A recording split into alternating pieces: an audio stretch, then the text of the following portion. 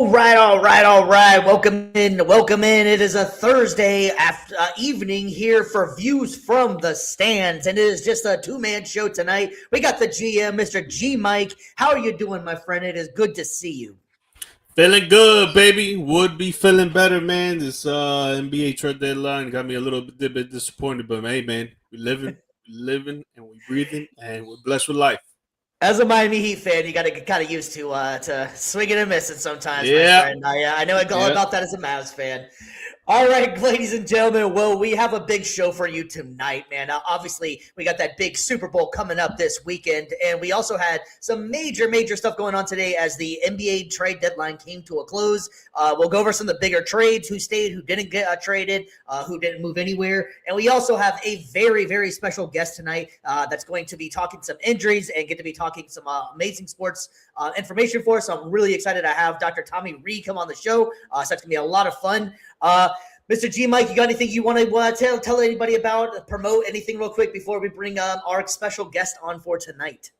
Yeah, man, I want to give a shout out to Podmatch, have been hooking us up with bringing on amazing guests from different types of realms of podcasting. I mean, we've been talking about horror movies on here, about different other sports, about medicine. Last episode, we learned a lot about the brain and fitness put together. I mean, there's a lot of great stuff that Podmatch does for us and connecting us with other different podcasts.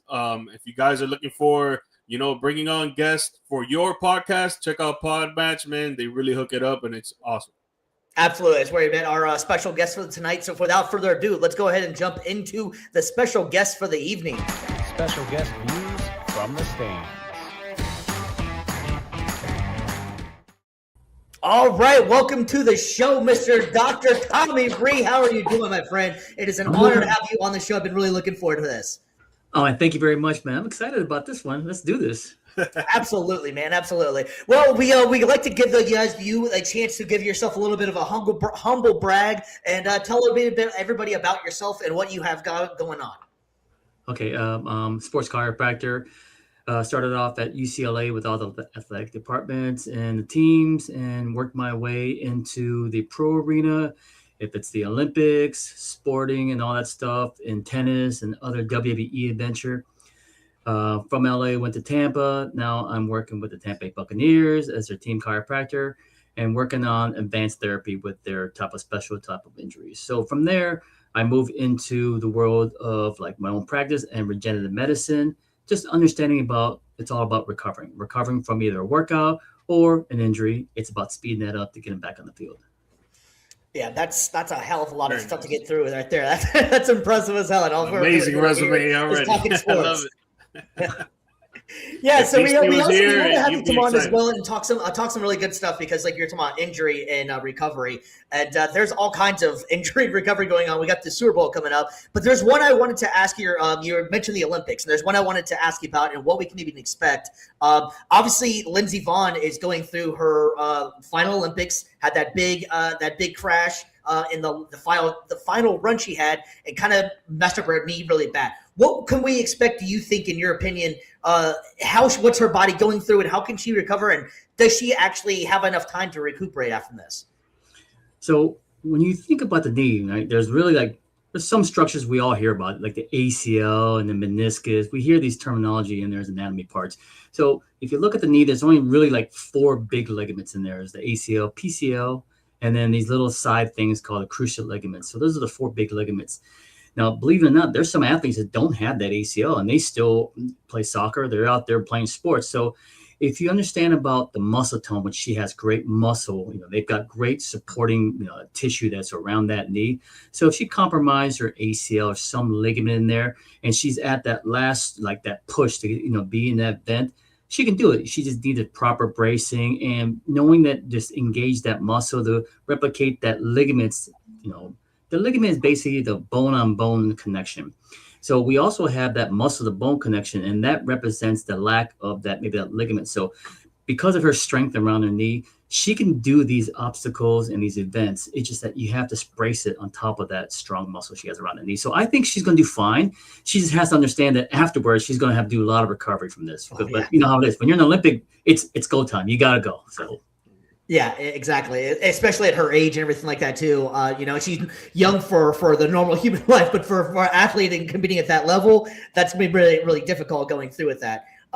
So yeah, you mentioned as well, you went to you worked for UCLA, or did you go to UCLA? I worked there. Worked there, man. That's pretty amazing. Did you get a chance to work with any all the high class athletes over there, or that's really impressive? Yeah, let me tell you something. Right out of school, I'm working with these All-American, all McDonald's athletes from the basketball world, like Kevin Love, Westbrook. Remember those guys back at UCLA? Heard Then of I'm them? in the football world. Then I'm in the track world. These kids are like, they're so good that they can be eligible. They can qualify for the Olympic team. So it's kind of fun having that type of athlete at the beginning stage of their career, because you can see how they develop, how they listen to their body, and how they go through the learning process. Because everybody's going to make mistakes. Everybody's going to get injured, but you have to understand how to recover from that. So I saw that, and I really aid them along as they're recovering or they're trying to prevent that type of injury to go further. Yeah, that's impressive as well, to be able to deal with Love and Westbrook and all those. Westbrook was always just known as such an amazing athlete and had the bounce and everything like that. What kind of you got any kind of wild Westbrook stories or anything? No, I don't. What do they say? Don't kiss and tell, right? As far as you think about it, they're right out of high school, right? So you're looking at someone that's kind of like a junior senior mentality, and they're in that collegiate world, and they're just really one step away from the NBA, right? So you have to do that 1 year in the NCAAs. Yeah. So where they're going to go, and they have a good head on their shoulders. They know the kind of protocols that go through, and they know their job. They're enjoying themselves, and it's just a stepping stone for their career. I wanted to ask you, because we really come a long way. You say you worked with Westbrook and Kevin Love. They were in college, I would say, more than almost like 10 years ago. So the scientific technology that comes behind the recuperating for these athletes back then to how it was now, can you give a good description on how different it is for athletes nowadays, and why they recover so quickly now when it comes to an ACL, an MCL, or Achilles injury than it was back in? So the odd thing about college is their structure. So their structure is more of a multi-level approval system. So when you hear about these alternative type of therapies like stem cell therapy or something unique, you won't see that in the college world, because that's really like an experimental or alternative medicine. When you hear about those things, it's the professional world. They are into getting themselves back with any means possible. If it's regenerative medicine, stem cell therapy, hyperbaric chamber, anything that speeds up that process to heal, get them back on the field, those pro athletes understand, and the team understands to get them back on the field. So it's a business, right? You want to get them on the field. But in the college world, it's different. You still have that element of approval and that safety mechanism, because sometimes these therapies are counterproductive. So you got to know that the providers you're working with understands that type of advanced equipment. And then they have to figure out if the athlete understands how to go through this process, be diligent with this thing. So with college athletes and their kind of like their sports medicine world, it's very conservative. It's not aggressive. You'll see things like maybe some advanced equipment like a laser, like a class 4 laser, or maybe like a Takar device, which is like almost it's a special kind of like an E-stem that utilizes like a diathermy kind of like mode. Anyways, it heats up your body inside instead of you delivering it through a device. So there's all kinds of like machines out there that are on the collegiate level. But when you go to the super advanced stuff, the one that sounds like, wait, they should be doing this, the college is not going to do that, because you've got the medical world, you've got parents that are overseeing this whole thing. So they want to make sure that they do the most conservative approach when it comes to their therapy. So when you hear athletes in the college world, you're always thinking about, why are they not recovering fast like these NFL guys? Well, they don't have the ability to do that advanced stuff unless they're going outside of the team, outside of the school, and doing it on their own with their parents' aid. Okay. Yeah, that's pretty wild. Because I would ask you as well, because I kind of alluding to what George was just asking about. You brought up stem cell as well, and do you think that's going to ever be more of a popular thing over here? Because I know in Europe and a lot of other places, I believe QB did it, and a couple of the guys have gone overseas and gotten stem cell stuff, and they seem like they've recovered a lot faster. I know that kind of a trickier question, but you think that's going to be coming this side anytime soon, or that's going to be more of still sticking in Europe? Okay, so it depends how they do the procedure there. Like here, it's done. It's done on an experimental or a type of clinical trial world. So when you do the stem cell injections, it's still utilized in that realm of experimental, but it does work. The interesting thing is that what is it doing? That's what people don't understand. They think that these cells, right, these live cells that people quote, like I've got 10 million live cells in our body. Well, it's not so much live cells. You don't want the live cells with the DNA, nucleus, and this chromosome because it's going to turn into something. Let's say it doesn't turn into what you want to fix. Let's say you have a tendon tear and you really have the DNA for a heart. It may turn into a heart down there. Now you're going into the tumor formation. So you have to be cautious with that. So that's why you want to take the next step down, which is the signal, the information that gives you the ability to have that existing tissue to turn on. You know, our tissue is sitting there dormant, waiting for some signal, some information to do something. And if the signal is weak because of trauma or aging, well, we're not going to get that signal to do our job. So you introduce it with that signals from those stem cells, and that's what's really producing the actual regenerative component of it. Nice. I mean, you touched on it a little bit with the stem cell therapy, but I want to bring up your book here and promote it a little bit for you. The Future of Regenerative Medicine, Unlocking the Potential of Topical Stem Cell Therapy. Now, again, you touched on it a little bit, but I want you to explain to the folks watching at home what exactly the whole book entitles and what inspired you to write it. Okay, so the book is, believe it or not, I wrote it because I don't like to write books, but I had to do it. I mean, it's out of necessity, right? I get questions about, hey, what are stem cells? What about this stem cell? What about that stem? Why is it better to take this and that? So there are a lot of questions that I kept on answering over and over again. I said, hey, let me write a book, and then just give them the book. Here you go, take the book, and then you'll learn about it without me repeating these kind of like these answers. Yeah. So that's why I wrote the book, and it helps you along because when I have other people, especially in the sports med world, that kind of knows what stem cell is, they all know that stem cell is the latest and greatest, but they don't really know the mechanism.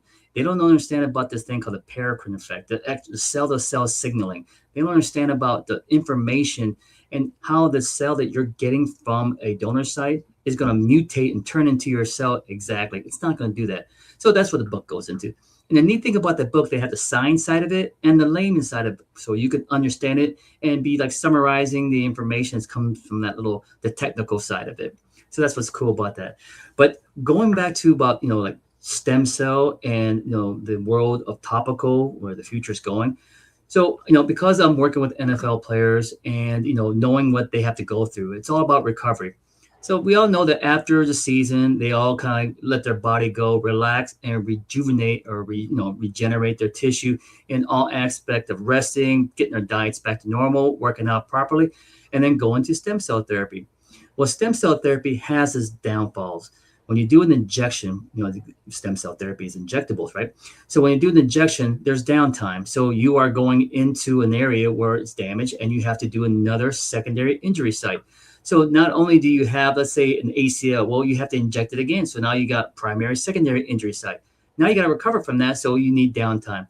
That's why you don't hear about stem cell therapy during the season. It's always like after the season, or if they're really down and they're in IR for a long period of time, they can have that time to recover. So I had this quarterback that was going, getting out of the summer world and getting ready for the camp. Well, he was dealing with an Achilles tendonitis. That was pretty bad. There's grades 1, 2, and 3. He was at grade 3. That's right before it ruptured. So you know how these guys are getting bigger, faster, and the field's turf, and it's harder. And the first thing that goes out is typically the Achilles tendon or the knee, right? So those two things, because it's just a faster person and the ground's tougher. So something has to give. So because of that, he was experiencing both left and right Achilles tendonitis at grade 3. He's worried about that. And the worst thing about that is that he's on his last year contract. So you never want to go as an athlete in this pro world to go with an injury, because when you negotiate your contract or you want to, go on the market, you don't want that on your marketable like self, like saying, hey, you're prone to this injury. You were into that. You're almost damaged goods. You damaged goods. Yeah. So he was concerned about that and staying on the field so he can represent his worth and, contracts. It's not really a guaranteed. It's based on bonuses and being on the field per minutes and all that stuff. Yeah. So because of that, he couldn't do the injections. So then, we talked about the topical side of it, and I developed it before we were talking. So then I said, hey, help me finish this off. He was my R&D on site, on field. So it was the greatest experience because I would give him the topical and then he would tell me, hey, it's too hot, too cold, too this, too that. And he helped me formulate it. But during that time, camp all the way through the season, the Achilles tendonitis went down. He was able to play the whole season without addressing it in the training room or identifying it. And more importantly, he got his contract to where he wanted to go. So it was a great, great outcome. And the neat thing about that is that if you get a high performing athlete in that world, I can bring it down to like everyday person, weekend warrior, and apply it to them. And then I'm looking at, these guys with arthritis or overuse injury and say, hey, this stem cell is same as the injectable, except for now it's topical because I have a transdermal agent that goes through the skin and then penetrate and get to that deep tissue to regenerate and signal those tissues to grow. So that's what's cool about that stuff. Yeah, that's really impressive. And I've heard of a lot of people mentioning about the regenerative medicine, and it's basically kind of like the alternative to having to go through major surgeries. Do you think that this is going to be like the next wave of the future and getting less surgery? Because I mean, that'd be less downtime. Athletes and just the regular everyday, like you referred to as the weekend warriors. Do you think this is the future? Yeah, think about it. So sometimes because we don't recover correctly and we go into the season, well, we have to go. So we can be at 9% and the tissue may be compromised a little bit. And then you go and you take that one hit that usually doesn't affect you, but now you got it, right? You got that kind of like the ACL compromise. And then all of a sudden that becomes a strain or sprain and all of a sudden turns into a tear. So if you can do the preventive stuff. So where I see the future is that regenerative medicine is a preventative. Like you do the topical during the season, you do this, this type of procedure before, during, and then maybe after. But the thing is that you can do it in the preventive instead of so much as the aftermath of like recovering like with damaged tissue. You want to grow that tissue back to 100% at all time, in all frames. Yeah, I was looking over your bio as well. I have to give you a shout out as well. You were served in the Navy, is correct? Yes. Absolutely. I was Thank Coast you for Guard, your service. Thank you for your service. I was Coast Guard, so I can agree with you on there a little bit here, but I went the right direction, I think, But having said that, hey, so how did you go from like going from till you were doing aviation, I guess, in the Navy, and then going to what you are now, correct? Let me tell you, man, I was a typical kid, rambunctious, athletic, but had a bad attitude, So I knew where I was going. I was going bad. So the military kind of straightened me out. So I had to go in that path. And luckily, I was smart enough to take any job, and it fell into the line of aviation, and it got me into flight. I got my wings. I flew in the back of a jet. Had the best time of my life. And during that process, it taught me how to like become like a acceptable person, be more understanding of how to become like a human being in society instead of like a wild, how we are in the kids. I think we all athletes, we had that in us. If we didn't play sports, I don't know what kind of trouble I get more into, right? I was 19 and had nothing else going on as well, so I know exactly what you're talking about. It wisened you up. Yeah. So, and then, flying, I mean, everything that the military put me through, you can probably identify this, is there's this little victories. You just take a little bite at a time, and you can, if you just follow their footprints, it's easy. It's so simple. So then knowing that, graduating from that world of the military and, doing my kind of like tasking, I went to college and I applied that, and it was so simple. Just stick anything in that formula and then just work. And then it taught you how to just keep moving forward. So, the neat thing about this whole adventure of being around athletes is I always enjoy the outcome that I get from this. It's not so much me, it's about the athlete enjoying what I've done. And, it's a biofeedback right away. We're saying, hey, what I've done is that they outperform their ability and they're at 100%. So that's what's neat about all this thing from the military to where I'm at. There's that kind of like that movement that I just stuck in the military's pattern and put it in there. Yeah, no, you literally was changing lives before and now. Go ahead. No, I was just saying that he was changing lives before and now still. I mean, he helped that quarterback get a fat contract, and maybe if it wasn't for his medicine, maybe he wouldn't have gotten that contract, or he wouldn't be the same with his injuries. Hey, let me tell you a story. You guys got some time for a story? Yeah. Go ahead. Please do. Okay. Check this out. So because of the Buccaneers, and you know about the structure, so there's 53 in the roster plus some, I don't know what they call them, practice squad guys, right? Mm-hmm. So there's a whole bunch of guys in there, and when you look at the medical side, you have the ortho, you have the family doctor, you've got a team of the medical side. But then when you go hands-on, athletic trainers, so there's probably like really three 3 to 4 athletic trainers, and then there's going to be some like student athletic trainers that are doing their internship from a college and doing volunteer work. So total, maybe like, real expert people, hands-on, probably like maybe 3, 4 the most. Wow. So because of that, the ratio is not good to take care of these specialized injuries. And that's where they brought me on there. So I do my typical chiropractic, but I'm also ART certified. And then, that's an active release technique, and that's a soft tissue mobilization. So that I look at the structure around the joint, not so much the joint itself. So because athletes are all about like symmetry and getting that proper biomechanics in the joint, I would tune in and I can really look at the more complex case, and I knew like the path that they should take to get them back. So I had this one guy, I don't want to say names, but I had this one guy. So they brought him from somewhere else, and it was his first year contract, big guy, big lineman. And then all of a sudden he had this disc issue. So it was going down his leg, and then, neuropathy, and they had a thing called like a drop foot, right? The foot, there's not responding. There's a nerve that's not allowing the muscle to come up. So he was concerned about it. He had to do surgery. Now, they thought that doing the surgery, he's going to be back in time to get into the camp and start the season. Well, believe it or not, they do this nerve conduction test, and it came out non-function, 0. There's no nerve. So it was pretty much a dead nerve. So now you take this guy first. He's not even really into his, he's barely into his first year contract of his, 4 or 5 years. It's a lot of money. And they're like, oh my God, is this a bust? So with that, I got this guy, right? So with him, I knew that there's a possibility that it might not do well, but I know what I need to do. So the whole therapy was an everyday procedure of a multiple like rounds of the special type of ART, floss the nerve, really use a class 4 laser to energize that tissue, to vasodilate, and do all kinds of special things there. So during the season, he started coming into the office, and you can see it. He has no type of muscle action in that foot, and it's classic, right? So that nerve going down the leg has caused the low back.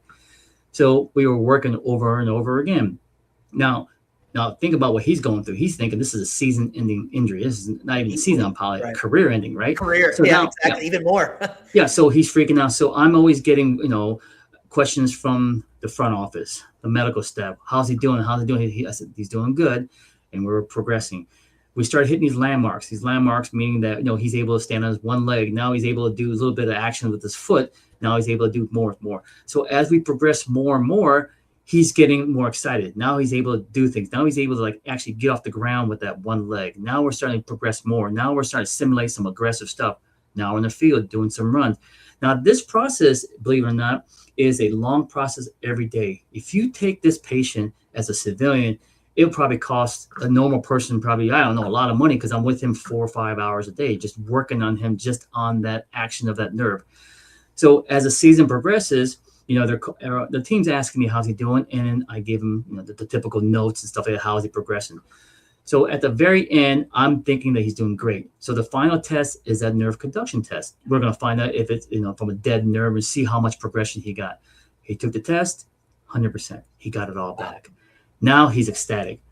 Wife, the whole family come over there, give me a hug, they're all crying, goes, oh my God, you saved my career, which I did, because think about it. If they would have done, stayed the course of action, just let them go with the ice and stem or something, that would have been it. There would have been no type of recourse because the nerve is not there. So with that, he continued on playing for the team. Then he moved to another team, and he had probably maybe 5-6 more years of football in the NFL world. So he made a career out of it. So I think that's the best. That's the best thing that came out of one of the most complicating cases that I had with an athlete that had findings before and after. That was pretty neat. Yeah, man. I mean, dude, the guy is probably thinking, like you said, his career's over. Like his life just went in shambles when it came to the love of football. And next thing you know, after working a whole season with him, you rejuvenated his life, and it's not even just affecting him, his family, his friends, and look, he played 4 to 6 years more. Hey, what I was thinking, because I'm thinking the emotion, the whole family, everybody, right? Emotion, and I'm thinking to myself, he goes, hey, I got a surprise for you. He goes, oh, he's gonna pull up with maybe a Lamborghini. He's gonna give me something, right? He's gonna give me the signing bonus. He's gonna give me something. That would have been awesome. Man, he gave me some cool gift. It was cool, but I'm like, you get a solid look. I want to be one of those things that people hear about. Boom, boom, boom, boom. That's yours. That would have been awesome. Orange and all that. It's amazing too that you're actually coming on this time too. Unfortunately, our other co-host Brandon, he actually works for the Bucks as well. He does camera work for the Tampa Bay Bucks as well, and he's like a diehard fan. So we told him that you're coming on. He had something come up, and he's like, "I'm so pissed the one time an actual guy with the Bucks that's coming on here that can actually do that." So that is quite amazing though that you're able to redo that. Yeah, and ask how long has Brandon worked there? 2-3 years or so, something like that. Yeah, I think so, around there. Yeah, I was there 15, 18, so he's probably done. Oh, okay. Okay. I don't think he was there at that. He's there with them currently. Yeah. So the last thing for me that I wanted to ask you, because this conversation really comes up almost every year now for, I would say, the last 6-7 years when it comes to football. The turf fields compared to the grass fields when it comes to the Achilles tendon. How proactive can we be towards the future to try to eliminate these turf fields? Like, does it really cause such an injury to the Achilles tendon? Knowing all the knowledge that you have when it comes to the medicine world and all that, is there a way that we can just still play on turf and not get Achilles tendon injuries, or do we need to move past that and just go straight grass for all these fields? Yeah, it's gotta be grass. Think about the amount of force. Now these guys are bigger and faster, and then just that connection between the force of their legs and their calf muscle, and then the ground think about a grass. A grass gives a little bit, right? So the slipper it is, you get this, so you get that tension off of that tendon. When you have no release of that foot placement, then you got that calf and the thigh muscle and everything that's trying to drive it out. You're trying to tear something. Something's got to give. So typically what gives is the weakest point, and that's Achilles point. So you think about it, it's not just the field in the game, it's also the practice. So the practice needs to have that ability. And the tough thing with a lot of these pro teams, they have an indoor facility, and that's turf. So they may not have the injury during the the practice, but you may have, during the game, but they have it like accumulate during practice in the indoor facility on the turf field. And then when they go in the field, it pops out because you're giving that more extra effort. So I always say that it's tough right now because they're looking at the future athlete right now. These guys are getting bigger, stronger, faster. And, when you start doing the thing called overtraining, you can get that kind of, that movement and that activity in the body, but you don't have the ability to like regenerate and heal tissue because you may push yourself too much and not give it the chance to recover. So I always say that, do everything you can to do the preventative stuff, do the prehab and everything you can conserve that tissue, stem cell therapy, everything, but also apply the field world in both the practice and the game world. Yeah. Well, hopefully they do and they get rid of them. Piggybacking off what George was saying as well is that last year, I believe it was, or maybe 2 years ago, there was a string of Achilles in the NBA. Is there anything that the NBA could possibly do to change the court, you think, or anything? Or was it just a fluke thing that was the year of the Achilles? That's a good one right there. When I have Achilles issue in this office, I look at both both structures of not only of the Achilles is basically a tendon that attaches these muscles called the calf muscle, the gastric and the soleus, right? These big muscles, the calf muscles, they attach to that little area with a tendon right behind the ankle, right? And it connects to the heel bone. Well, if you continue on to the heel bone, they call it the calcaneus, and it continues on, it turns into what they call the plantar fascia. So when I have people that have Achilles issue, more than likely they have something going on with the arch of the foot. So I look at the heel bone as like a kneecap. It has to float back and forth a little bit. So if the arch of the foot is too tight, it pulls the heel down more, and then it lengthens the tendon more. You've got to have a looser type of, that bottom of your foot, the plantar fascia, so the heel bone can flex a little bit, move up towards the Achilles tendon so it shortens. So when I hear about NBA guys, you think about this jumping event. It's about the calf muscle, tendon, and the fascia. You've got to work all that entire kinetic chain. So maybe sometimes they think they're doing a good job with their Achilles tendons. They're not really addressing the plantar fascia at the same time. So it takes the tension off that whole area. So maybe after that particular wave of people that are going through that little Achilles tendonitis, maybe they learned that, hey, we need to work on that fascia at the bottom of the foot too.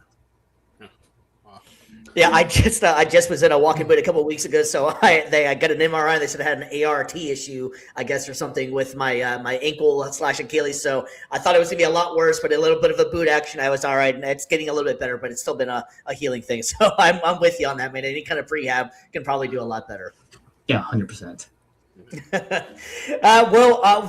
You got anything else? Do you want to promote or anything like that? Push. Where can people get a hold of you, and what's your website, and where can you find your book? Yeah, well, you can find my book on Amazon. You see the title of the book, The Future of Regenerative Medicine. Just type in my last name, Rhee, and it should pop up, and you can get that book. And then you can also go on my website, which is Regen, RHEEGEN.com. And you can learn everything about the topical stem cell cream that I have. Same as the injectable without the downtime, and great for people in the move and don't want the downtime, right? And the cost is a lot better. And the neat thing about that is that if you have questions, hit that info button, ask me a question. Fantastic, nice, man. nice. Fantastic. Mr. Tommy, Dr. Rhee, I'm excited for that you came on the show. I'm really, really happy that you came on, man. This has been a lot of fun for us. Honestly, it's inspiration for me, being an FDC or military as well. I originally went to UCF to go get my exercise science degree, went a little bit different direction, gonna went into broadcasting, whatever. So I feel like I was trying to vicariously do your path, but you definitely did a hell of a lot better than I did. So appreciate you coming on the show, my friend. Hey, man, thank you very much, man. I'm enjoying this, special weekend we got going on this week, I think. So let's see what happens with this, the Patriots, right? Nice. You got a prediction? I didn't want to put you on the spot since you're working with the Bucks and everything, but do you have a pick or anything you want to get out there? I think it's going to be one of those upsets. You're going to see the Patriots come through. Okay. There we go. I like it. I don't know, man. I'm an underdog guy, Yeah. The doc says it's true, my friend. All right, Mr. Doctor. So, if you would love it, we'd love it if we got any kind of injuries, if you would want to come back on the show, and come on, have a spot, and we can talk some injuries and just promote whatever you got going on, because we love everything you got going on, my friend. So, really appreciate you coming on the show for us. Hey, man, anytime, man. I love this thing. Throw it to me. Let's go. Yeah. Thank you. We appreciate it. All right, man. It's very nice coming. Very appreciate you coming on, my friend. We will get a hold of you very soon to have you coming back on. Maybe even after the Super Bowl or something, man. We appreciate it. Awesome, man. Take care, guys. Have a good night, man. Yes, sir.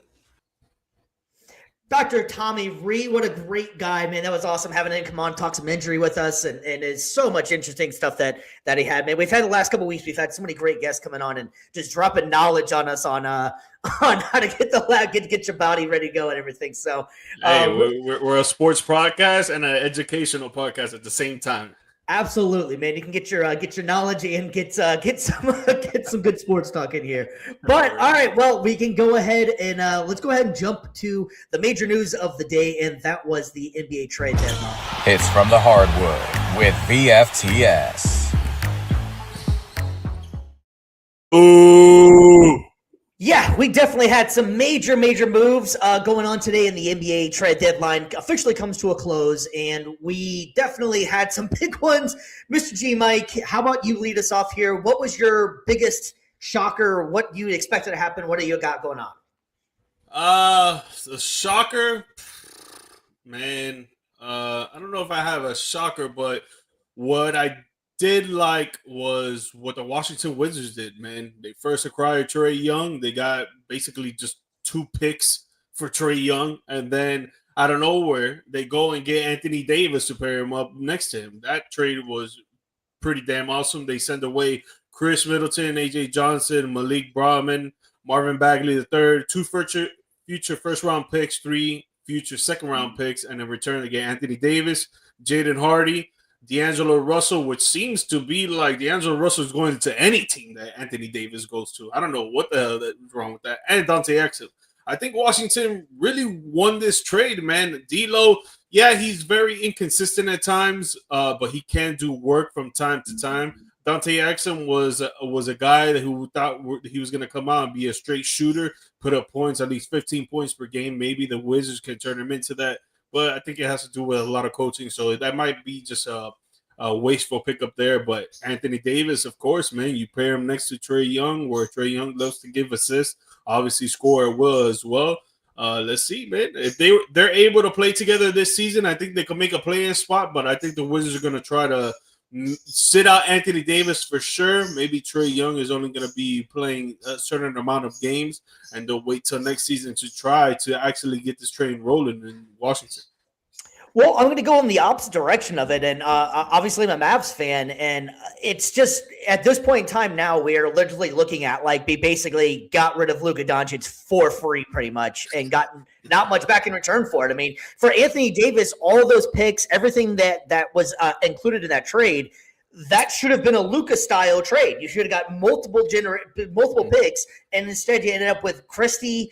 You ended up with, I believe they only had like one first round pick if they even got that, and like a second, and Anthony Davis, who basically played about 15 games for the Mavs, somewhere in there. So essentially, when it's all said and done, Dallas got rid of Luka Doncic for essentially nothing. Now you can say that, but it also worked out in their favor that they ended up getting Cooper Flagg, which I think is the real deal. And it's going to be interesting to see him going forward, so they can maybe start rebuilding around Cooper Flagg, which seems like a pretty good team player. But it's interesting also what Washington did in this situation is because they also have their other big guy and Scar, I believe that's how you pronounce his last name, the French guy that came out a couple of years ago that was like their number one pick. So now they're almost going to run the same thing that Dallas was trying to do with Kyrie, Kyrie, Anthony Davis, and Cooper Flagg whenever he was there. They're going to have Trae Young, the guard, and have two bigger guys. It's going to be interesting to see how it works out for him. It would have been nice to see Anthony Davis at full strength with Cooper Flagg, and then maybe when Kyrie came back. As a Mavs fan, that would have been kind of cool to really see. It just never really got a chance to come to fruition. So I'm really disappointed in what happened in that situation and how it all played out, especially that we basically rented Anthony Davis for one good game, the first game he played, and then he got hurt in that process too. And instead, you got rid of your star player who the fans are still pissed that he's not there and is balling out of his mind for the Lakers. I do like the fact we got Cooper Flagg, and I think you can build around Cooper Flagg a lot more than you can build around Luka Doncic. But ergo, you just don't necessarily give up that guy for him. So that's what hurts the most out of it. I think Washington is trying to make some moves besides being, we were joking off the air, a purgatory franchise because they haven't been relevant in years and years. So they're trying to make some moves and trying to do that. The rumor was that they were making these moves, trying to show that to Trae Young that we are serious about trying to go for it maybe next year. So it was good for them that they made these moves. I'm not 100% sure how this is going to work out for Washington. Considering that they haven't been that good for that long, it'd be good for them. It'd be nice to see them kind of rebuild off this thing. But having Anthony Davis, who's constantly hurt, and Trae Young, who I don't know. I just don't see him being the answer to your winning problems, if you will. I don't know. What's your thoughts on that one? I think it's a recipe for success, man. I mean, if Trae Young sits and Anthony Davis sit, that means that they're not going to probably make a playing spot. So that means that they'll probably have a top 10 pick in the draft. They get a top 10 pick in the draft, where this year's draft is very, very good, man. You could get a great, decent pick to pair up, next to Trae Young, Anthony Davis, Alexander Sarr. I mean, Keyshawn George is pretty good too. You bring in another guard that can score at will, or a dude to come off the bench that could be a sixth man to score at will and run the offense as well, just like Trae Young, man. It's a good recipe for success, especially in the East. In the East, it's not like every single team is disgusting. It's only a few teams up there that can really fight for a championship banner, but. I don't know, man. I like their chances on how they're moving forward. Trae Young and Anthony Davis are great pieces to start off. Alexander Sarr, he's an up-and-comer, and, he really puts in a lot of effort to try to be great. I think he can be. Having another top 10 pick in the draft this season that can just help them even more. I like the chance of the Wizards going from very sucky to almost at least decent in the East. Play-in level at least. Pretty much after sixth spot. Who knows? It depends. It depends on these other teams match up. But one thing I would agree with you, man, like how you said with the Dallas Mavericks. I mean, dude, you don't trade a generational talent, and they got to learn, just like the Milwaukee Bucks did, and they didn't give away Giannis Antetokounmpo, and they stayed with him. Who knows? They're saying that they're not going to trade him. Obviously, the NBA trade deadline just passed, but they're not going to trade him until the summer, most likely. That's what they say. But they're going to try to build around him, which would be the smart thing to do. This is a generational talent. Why would you give up this piece to go and try to get so many damn picks in return that you don't know if they're going to pan out when you got a player sitting right in front of you that is at his peak at 31, 32 years old who can basically do it all unless he learns to get a good three-point shot. He basically knows how to do it all, and you build around him. Don't give him away, just like the Dallas Mavericks did with Luka Doncic, and try to build on top of that. No, you build around it. Yeah, and so I mean, I will take the my humble brag lap over here real quick. That I predicted that one. I didn't think that Giannis was going to move. I thought that he was going to stick around in Milwaukee, and I didn't think Milwaukee was really going to pull the trigger on this either, unless they got blown away by some offers, and it didn't seem like they really did. With Giannis, I think he kind of wants to stay in Milwaukee, and that's been my stance on this the whole time. I don't think he wants to necessarily leave. I think he just wants to put the pressure on them that, hey, we need to rebuild this team. And unfortunately for them, they tried. They just had the guys. They basically, Milwaukee to me just got old overnight. They had Chris Middleton at that time. Chris Middleton was kind of older at that point, got injured, moved on. Now he's kind of now he's with the Dallas Mavericks, ironically. But having said that, when they got Lillard. Lillard was past his Dame time, you know. So Dame time. He's thank you for Lantana there or something, you know. That's a time squared, I guess. But having said that, though, they just got way too old. Brook Lopez was old, and so I think that for this to actually work, that they're going to have to really lure some free agents and show to Giannis, because my thought was that this is going to happen. It'll be next trade deadline next year. I didn't think he was going to go this year, especially with the injury, and I just didn't think it was going to happen. Now I can see this happening next year, and then Milwaukee will just be in a really bad spot because he is eligible an unrestricted free agent in 2027, I believe it is, if he opts out of his contract. So that one's going to be an interesting one to see what they are able to do with it. Would you trade Giannis if you know that he's not going to resign? I mean, you have to at this point, right? Like you have. What would you do as the GM, Mr. G Mike?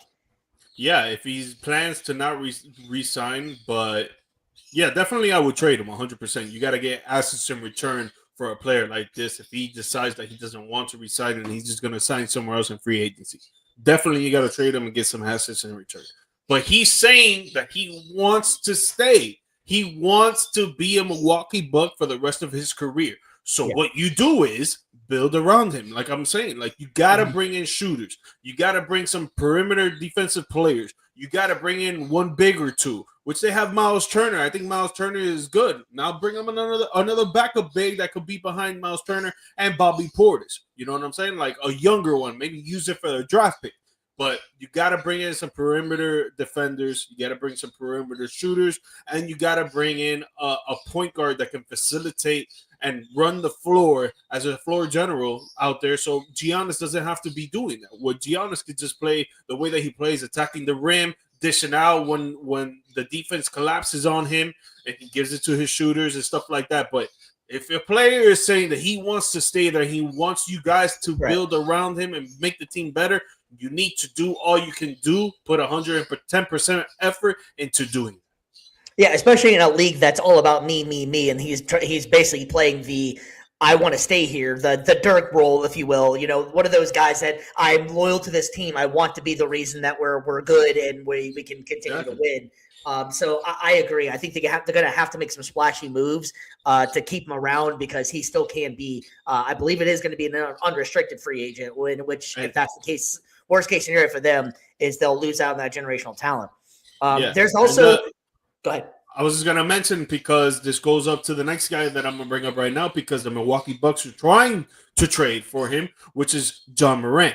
If the Milwaukee Bucks would have traded for John Morant, I think that would have put them in contention to try to get to the second round of the playoffs. I don't think they make the Eastern Conference Finals, because I think, there's another trade that we're going to bring up in a little bit with the Cleveland Cavaliers, the New York Knicks, and Detroit Pistons. I think those three teams right there in the East are going to be tough to beat, especially in Milwaukee, without having the shooters around them.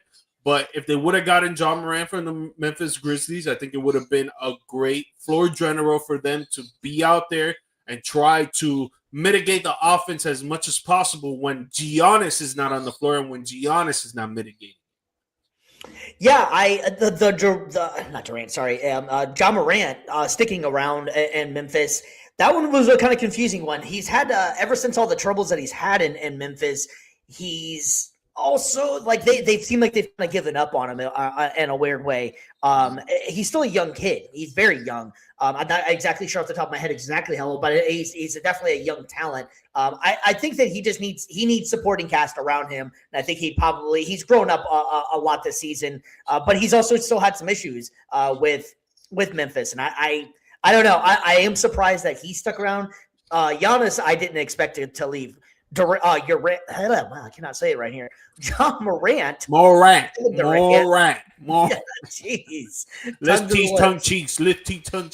Jesus, So anywho, I expected him to be on the move, though. I just think that I think they both need a fresh start. I think that they expected him to be the star franchise player, and I think that he went through some growing pains, and he wasn't ready for that. And I think they were ready to move on from him, but I'm guessing they probably didn't get too much offers. Supposedly, they didn't get no offer for a first-round pick. And this is what I wanted to ask you, because it's crazy to me that no team offered a first-round pick for him. But do you believe he is worth not only a first-round pick, it's going to be 2 or 3 picks, but do you think he's worth a first-round pick? I would say 1. I wouldn't do multiple years. Yeah, that's what I'm asking. I could see a 1, but way down the line. I could see maybe that more of like the packaging to second round picks for him, but I think a lot of it just you're cutting the baggage with Morant. So I think that's the part of the problem. If he didn't have all those issues prior to this going into it, I think it would have been a hell of a lot easier of a sell to get higher picks. But you're also getting a guy that's all of a sudden on top of all the suspension stuff was also having injury issues as well. So with Morant, he has all the talent in there in the world. It's just putting it all together. And whenever that actually does kind of come together, I think he'll get back to that, bright star in the league that everybody was infatuated with. But I think that's part of the problem why he couldn't get that is they couldn't get that. It's just because they feel baggage and all the excess stuff that's going to come with taking on that player. No, that's exactly what it is, because his skill set is up there. He couldn't easily be an all-star if it's not for his injury problems, if it's not for that off the field drama stuff that he comes with. But man, like, the skill set is there, bro. The skill set is there. So the dude needs to just learn to really keep his mouth shut sometimes. Like, just go out there and play. Like, I really feel like he's just taking a lot of this for granted, man. And it's going to slap him in the face if a team doesn't want to trade for him, because the Grizzlies are not going to re-sign him. And maybe there'll be a team out there that will give him a contract that he wants. Like, maybe like a 2-3 year deal. But if he doesn't fix the attitude problem and off the court drama, man, I don't know, man. I don't see a lot of teams being like, you know what, we're going to take this guy on and we're going to give this team a first-round draft pick with 2 other picks or maybe another player. Like, we're just going to wait till his contract literally gets done, and we'll see where he wants to go and sign. Yeah, I wish he could have been around him as a great pop pitcher, back in the Spurs, back in the the Duncan and Ginobili, those guys and stuff like that. That real team chemistry, and they all understood the basketball side of it and stuff. And I feel like that he hasn't really had that much of a cast around him per se that's been anything like that, and since he's been in Memphis, really. So being young, having all the star power, everything is all look at me stuff now with all the social media and all that stuff. I think that it was just a bad start for him, because I don't know if you've ever seen any of his college or even early college pictures stuff. He was kind of not this guy looking at all. He had glasses and he was totally different. But then he got a little bit of star power, I feel like, and realized, put on some highlight reel stuff, and now he's super famous, and that might have gone to his head a little bit. So I agree. I think that a little bit. I was trying to be a lot of it. I think I was trying to be fair. Man, you gotta call a spade, man. This kid is throwing his basketball career in the gutter, man. And a lot of people would kill to have the power, the position, the money, the skill set that he has right now, man. And he's just throwing it away in the trash, dude. Yeah, I agree. Well, you brought it up already, so we can go ahead and talk about this one as well. This was an interesting trade here with the involving the Cleveland Cavaliers and the Los Angeles Clippers. You got Darius Garland heading over to the Los Angeles Clippers, and James Harden heading back east. I think this was the surprising one. Go ahead. To answer your question from before, I think that this one was a surprising one. Yeah, well, there's been a lot of rumors for the last year and a half or so, something like that, even going back to last year, that Garland necessarily wasn't happy in Cleveland. As much as they wanted to do the core four thing, I don't think that role really fit him out as much as he wanted. And I think this deal would probably got done a lot earlier had Garland not been hurt this season. It's an interesting move, and I know you were really excited about this move. I don't know if I'm that as excited about bringing James Harden over there. Granted, he'll be able to take some of the load off of Mitchell to be to not have to be a predominant ball handler, and I think Mitchell will be able to run around a lot more and to utilize the skill a little bit more instead of being a primary ball handler. I just don't know if James Harden is the answer for what Cleveland has needed to get over the top. I don't believe in Harden. So it's not necessarily that I'm super excited for this because I don't really care about the Cleveland Cavaliers, right? I am a James Harden fan. I am a Donovan Mitchell fan. But just for being a fan of basketball, I really feel like this trade is something that James Harden needed and the Cleveland Cavaliers, like you mentioned earlier. Donovan Mitchell doesn't have to be a primary ball handler. He doesn't need to come down the court and set up the plays anymore, while James Harden can do that. Because if you really watch Donovan Mitchell's game, he's like Dwayne Wade back in 06 to 09. He grabs the rock and he's looking to score. Either obviously a better three-point shooter than Wade was, but he's trying to get to the basket. He'll fade away. He'll shoot the three. He'll go in to try to create contact on a layup and a dunk and try to go to the free throw line. Now with James Harden, he primarily just has to focus on obviously playing defense and just scoring the rock. James Harden will focus on running the floor. Yo, you're going to come here. I'm going to get you to your spot. All right. I'm going to dish like 11, 12 assists a game. I'm going to get Evan Mobley involved. Jared Allen. Imagine the pick and roll with Jared Allen and James Harden. Anytime that Jared Allen scores 20 points and grabs 10 rebounds, the Cleveland Cavaliers are like 20-3, something like that. And if you got a floor general that can run your offense for you when you were primarily doing it with a two guard who's always just looking to score and not trying to run the offense, it just takes so much pressure off of everybody else on offense that they don't have to worry about that, and they go out there and do what they do while you got a coach on the floor that's going to mitigate everything. Yeah, I'm with you on it. I would have honestly, now this one kind of surprised me, especially that it's been out there for a little while with Garland being possibly on the trade block and in his words and trying to get out of there as well. We were just talking about Giannis a little bit ago. This would to me would have been a better move for the Bucks to maybe invest in to get Garland. That would have been what I think they were trying to do with the Dame thing and get someone that can handle the ball and let Giannis be more of a floor be able to space the floor a little bit differently. So I am kind of surprised that the Clippers made the move opposed to maybe like a Bucks. Like I think I would have been a lot more excited for the East if Garland maybe went to the Bucks. Looking at the roster, I'm not sure what they would have been able to give up. They don't have much to give up besides draft picks, in which, this was a pretty even swap here. It was player for player and a second round pick from the Clippers. So I'm just surprised in this one. I think it's going to benefit the Clippers a lot more than it's going to benefit Cleveland. I think Garland's going to thrive in for the Clippers, and I think that they're going to be able to make a little bit of a run. I just don't believe that Harden is Cleveland. I just don't think it's going to gel very well because he's going to be so ball dominant still at this point in career. He can assist. Don't get me wrong. He can put up some numbers, put up his points and stuff. I just don't know how this is going to gel with a player like Donovan Mitchell. Yeah, and for the Clippers side, like I don't even think this is gonna work for the Clippers regardless, in my opinion, because No, like no.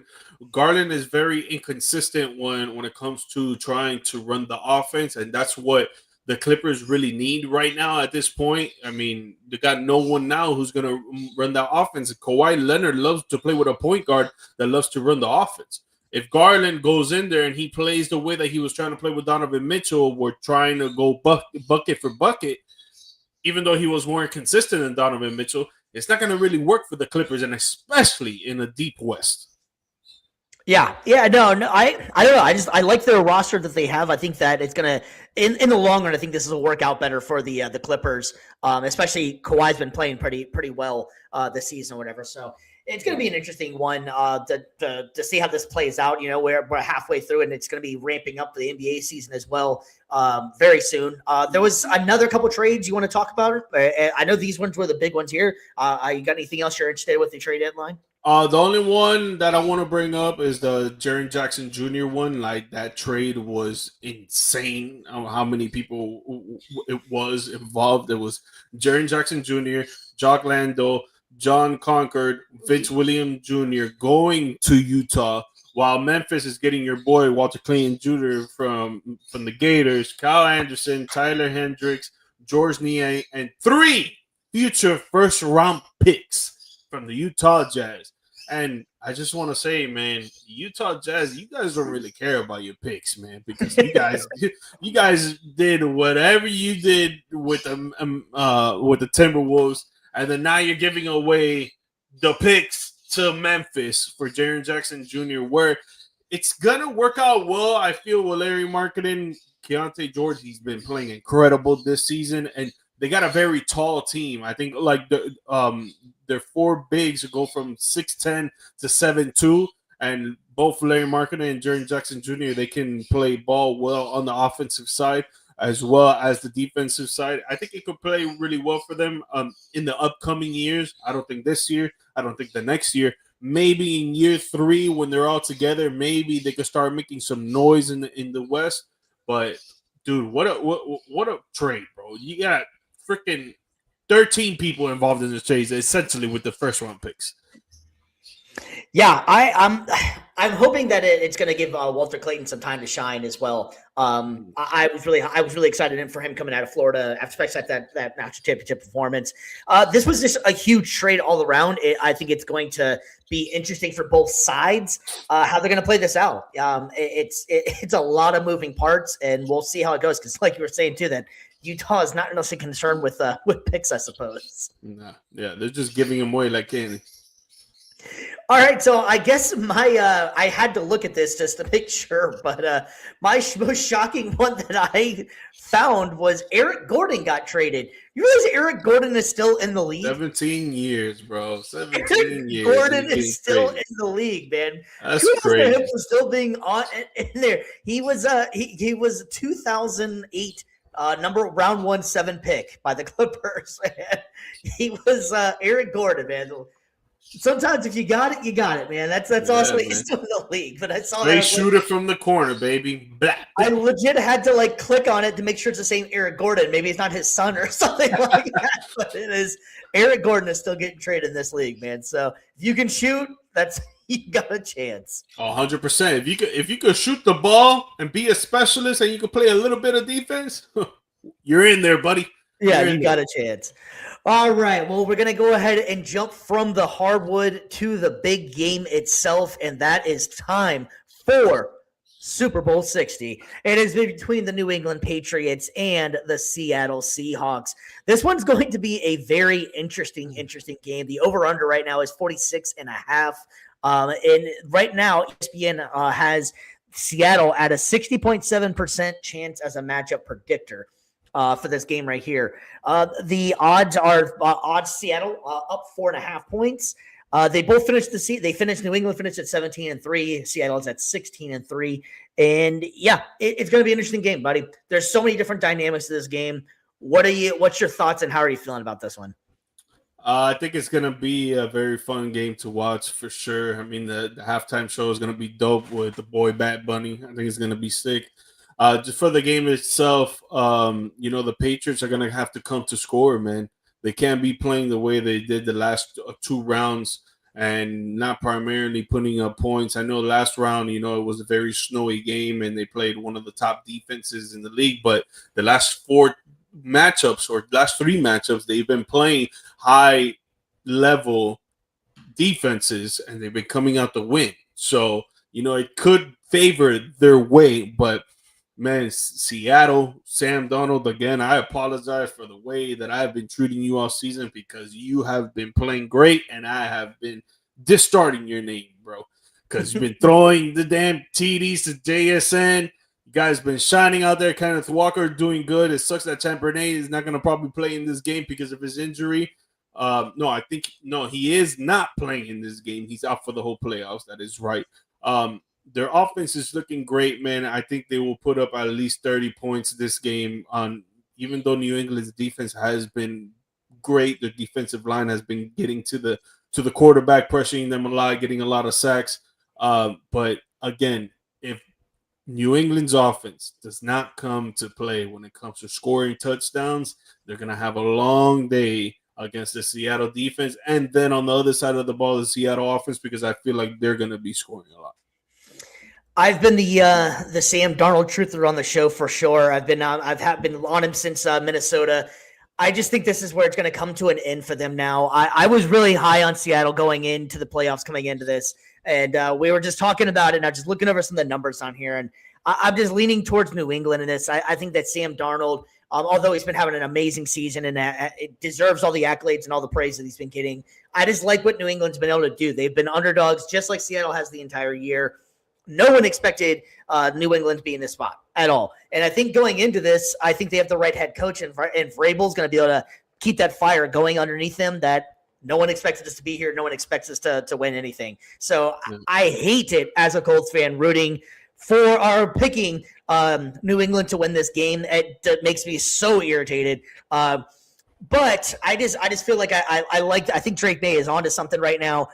The weather's not really going to be an issue, and both guys can sling the ball. Drake May looks amazing for as young as he is, and Sam Darnold deserves every bit of praise that he's been getting this whole entire year. JSN is outstanding, and I think he's only going to be on the rise. I believe I'm going to hand it to New England with the running game in this one. I think with Stevenson and Henderson, I think they're going to have a little bit better with just Ken Walker. Ken Walker has one of those explosive tendencies to where if you can stop him, then stop him right away. He's not going to do as much. But if you give him any kind of breakaway, that man is gone. So I'm going to lean towards New England in the running game in this one. Now, if you go special teams, I'm going to go Seattle in this one. I think Shaheed is amazing at what he's doing out there, and even catching passes as well. But he's doing great with their running back against San Francisco, first play of the game. But it's a coin toss for me, really. I think this game is going to be a lot of fun. I think both defenses are going to come up to play. I don't know why. I'm just feeling for the underdog at this point, but I'm going to take New England to win the Super Bowl. I can't believe I said that out loud. Seattle by 3, baby. Seattle by 3. Ah, man, that kills me even say that. All right, we're going to close this out tonight with our Down Bad Debate. It's time for the Down Bad Debate. All right, man, we're sticking with the Super Bowl theme here. This one is going to be the best QB to never win a Super Bowl. We got a few different choices up here. Dan Marino, Donovan McNabb, Phillip Rivers, Jim Kelly, Matt Ryan, Steve McNair, Fran Tarkington, and Warren Moon. Or do you have the option of other? G-Mike, why don't you go ahead and go first up here, my man? This one's tough for me, man. I feel like there's two quarterbacks just at the top of the list for this best quarterback to never win a Super Bowl. I think they're both prolific, and one had more chances than the other to actually win a Super Bowl, but one was just a gunslinger, crazy accurate. The firepower in his arm was insane. If he were playing in today's quarterback era, I think he would be chopping up the numbers on any quarterback, Drew Brees, Tom Brady, Peyton Manning, anybody right now. But I'm going to go with Dan Marino, man. I think, like, he was just an inspirational quarterback. A lot of people look to him when it comes to passing touchdowns and passing yards, man. And again, he was a gunslinger, very accurate, and he was getting to the ball to his guys like on the money. But my second choice, I'm gonna let you go first, and then I'll explain what my choice. That's what I was about to say. I think personally, I think we both agree. I think the any sports guy is gonna, any NFL guy is gonna go. It's Dan Marino. I think that one's pretty. I don't know. I don't think that anybody's really gonna argue with that one. So why don't we go with number 2 in this situation? Because I think that's where it gets a little bit more tricky. I think Dan Marino, we both agree, hands down, is the best quarterback to never win a Super Bowl. Yeah. So Donovan McNabb definitely has high praise. You know, he was doing great for the Eagles, and obviously you go up against a New England Patriots, Tom Brady-led offense and defense. It's going to be tough to take him off the throne and take him out of there. I think Matt Ryan did amazing work as well in that Super Bowl that he played against the Patriots. But again, Tom Brady at the realm of that one. Phillip Rivers did a lot of stuff too in his Chargers days. Really couldn't get the Chargers to the playoffs as many times as he wanted to. But I think for me, man, it would be Jim Kelly, bro, because of the fact that he went to 4 Super Bowls straight in a row and couldn't get it done, man, is very heartbreaking, very disappointing for Buffalo Bills fans, 100%. But if you're a quarterback and you get your offense and your team to the Super Bowl 4 times in a row, that says something, man. That says damn, this sucks, because I was hoping you weren't gonna do this because we're not agreeing again. But I'm gonna go with you as well. I think it's Jim Kelly, man. You nailed it on the head. 4 in a row and you couldn't get it done. Not necessarily his fault in all 4 of those or anything. Just wasn't in the cards for him. I agree. I think McNabb should kind of gets forgotten about a lot sometimes. I feel like when you go on pantheons of great quarterbacks, he was in his heyday was amazing. Matt Ryan had an MVP season, I believe that was that year, and couldn't get it done. Yeah. But yeah, if I had to pick number 2 in this, I would go as well, Jim Kelly, man. I really thought we were going to disagree a little bit more in this one, but we did not, because great minds think alike, I suppose. I mean, Steve McNair, you know, he has his high praise too, and rest in peace to the guy. Warren Moon definitely did a lot of work, but it's just a little bit different when you play in that era compared to the later eras, in my opinion, with the way that they throw the ball now to the receivers so much more than they did back in the day. That back in the day, it was primarily running the ball, and defense. You know what I'm saying? So, like, the fact that these quarterbacks now in that list were putting up more attempts, it's more impressive to me than it was relying on the running game the whole time, and then you're throwing like about 15 to 17 times a game compared to what they throw now, 30 to 35 times a game. Yeah, it would be interesting to take some of these guys and just be able to transplant them. You know, you go to the NBA, all these eras, debates, and all that stuff like that. It'd be fun just to be able to simulate and transplant them in. I agree with you. I think Marino would kill in the league that we have now. I think he would absolutely destroy. 100%. I mean, I think that it's same thing with, I think that McNabb as well with the way they've been able to utilize the mobile quarterbacks and like the bigger quarterbacks. I think that have been interesting to be able to see as well. I mean, obviously Matt Ryan. And you think? Let's not forget, Phillip Rivers still did play this season. So, do you think that he would be a great replacement for Jalen Hurts right now for the Eagles? Oh, wow! That's I think so, man. I mean, don't get me wrong. Jalen Hurts went off on the 2 Super Bowls that he's played in, 100%. But when it comes throughout the year in the playoffs, bro, Donovan McNabb was going crazy almost every game, dude. Isn't it kind of ironic too, the irony in the Eagles at that point in time? You have 2 bigger mobile quarterbacks. You got Jalen Hurts and AJ Brown, who has all those kinds of cryptic issues, and then you had T.O. with Donovan Mitchell, who had all those cryptic issues. They didn't even have a good relationship too. Yeah, exactly. So interesting scenario, man. Crazy, man. All right, ladies and gentlemen. Well, we hope you enjoy the Super Bowl this weekend. Don't forget to watch. It's going to be a lot of fun. Get with your friends, get with your family, enjoy yourself. We can push as much as we want. We should push the Super Bowl back one more week and make it President's Day weekend. I don't know why the hell they still haven't done it. It would have been everybody calls out the day after the Super Bowl. Maybe they like it that way. I don't know, but we've been trying to push for that for years. Having said that, view our views from the stands. This has been a great episode. We want to give a special thank you again to Dr. Tommy Rhee for coming on. Check out the book. it was absolutely amazing talking to him, and we're definitely going to try and have him on some more and talk injury and recovery and see what we have going on with that. G-Mike, man, you got anything else for the people before we sign off? Yeah, guys, please like, subscribe, share the show with your family and friends and anybody you know. When you're going to go to the Super Bowl watch party, let them know in the stands is the show that you want to watch and listen to, even when it comes to sports podcasts. So please look at our social medias. We got Instagram, we got TikTok, we got now a brand new Twitter that we still got to fix up and everything. But if you could give us a follow there, that would be awesome. We're on iHeartRadio, we're on Apple Podcasts, we're on Spotify, we're on YouTube, obviously, if you watch it. Please, on all those, let us know. Amazon Music, let's get paid. And one last little plug we have coming, and it is definitely in the works and is still a long way from being complete, but we officially have a website. It's not ready to go. We just purchased it on Monday, so we and Mr. G, Mike, and BC are going to be putting our own thoughts, putting our own style, put our own twist on it, but it's going to be vfts.net. Easy for you guys, Houston the Stands, VFTS. So we'll be announcing that a lot more when it gets closer to the time, but we'll be able to stream and we also will have a Shopify shop where you can purchase merch and be a part of the show even more than you already are, in which we really truly appreciate all the stuff you do for us and continue to watch. Have a great weekend. Enjoy the Super Bowl. Be safe, and we will see you guys next week post Super Bowl. Peace.